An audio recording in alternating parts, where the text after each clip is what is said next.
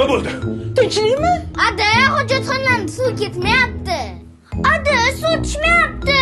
Iya, nimaga tushmas ekan? O'sha boshqaruv kompaniyasini hozir borib boplayman.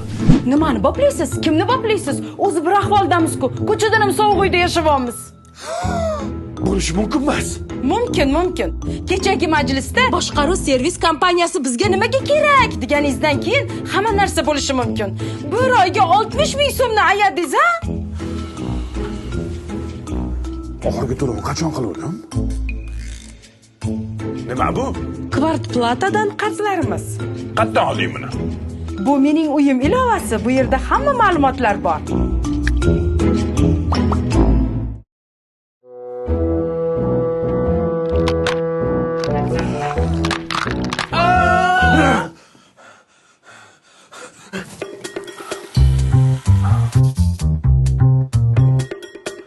Hey, suv bormi? Ha, bor, tinchlikmi? Tom nima bo'ldi? Tomni kecha joriy ta'minlab berishdi-ku. Bir uydan yig'iladigan pul qancha ham bo'lardi? Baraka topishsin. Yana ham amallashyapti. Qarzimiz borligi uchun bugun majlisga ham chiqa olmadim. Qayoqqa? Choy ichib ketmaysizmi?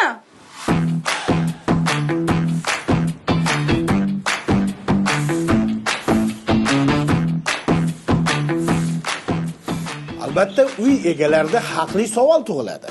Biz to'laydigan majburiy badal summasi nimalarga yo'naltiriladi? Bunda boshqaruv servis kompaniyasi uy egalari oldida ko'plab majburiyatlarni oladi. Deylik, uyingiz yer to'lasi, tom qismi, lift, kirish yo'lagi, uyning atrofini tozalash, bularning hammasi bizning zimmamizdagi birlamchi masala.